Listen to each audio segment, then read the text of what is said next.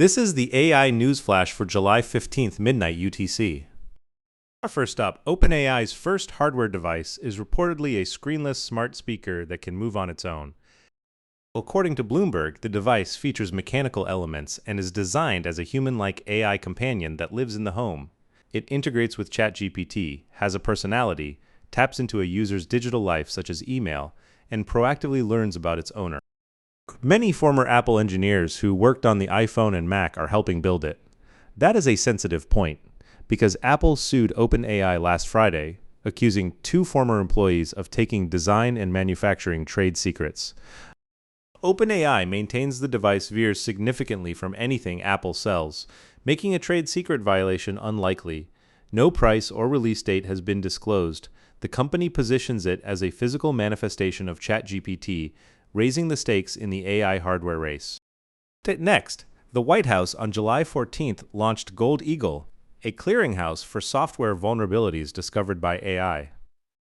Gold Eagle consolidates vulnerability findings from government and industry, prioritizes the most critical flaws, and coordinates remediation across critical infrastructure.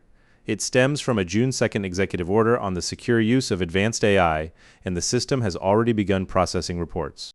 The effort involves the White House, CISA, the Treasury Department, and the Defense Department, along with open-source software organizations and infrastructure providers.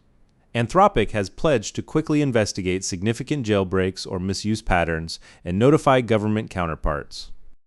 Still, key details remain undisclosed, including which agency runs daily operations and how sensitive vulnerability data will be protected. With AI models now finding flaws faster than humans can patch them, the clearinghouse faces a demanding test. Third, Australian Prime Minister Anthony Albanese is unveiling what he calls a world-first national AI framework, along with fast-track approvals for data centres. In a speech titled AI in Australia's Interests at the University of Sydney, Albanese announces an Office of AI inside the Department of Prime Minister and Cabinet to be established immediately. It will coordinate new Australian standards covering energy, copyright, productivity, education, and labour rights. To attract international investors, the government promises greater clarity and speed for approvals and a streamlined process for verifying compliance. That contrasts sharply with New York State, which just paused new large-scale data center construction.